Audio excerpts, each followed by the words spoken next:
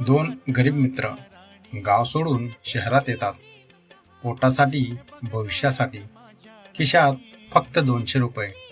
डोळ्यात आशा आणि मनात भीती. स्टेशनवर उतरल्यावर शहर त्यांना गिळायला उठतं. गर्दी, आवाज, अनोळखी चेहरे. पहिल्याच रात्री झोपायचं ठिकाण म्हणून ते एका पुलाखाली चादर अंथरून झोपले. प्रदीप म्हणतो, सतीश, आपल्याला काहीतरी करावंच लागेल, नाहीतर हे शहर आपल्याला ओळखायला हवं. सतीश हसतो, आपण गावात बैल सांभाळतो, इथं माणसं सांभाळू.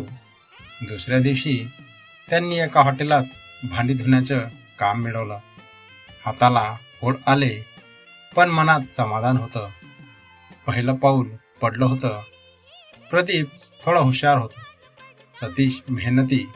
दोघांनी मिळून कामात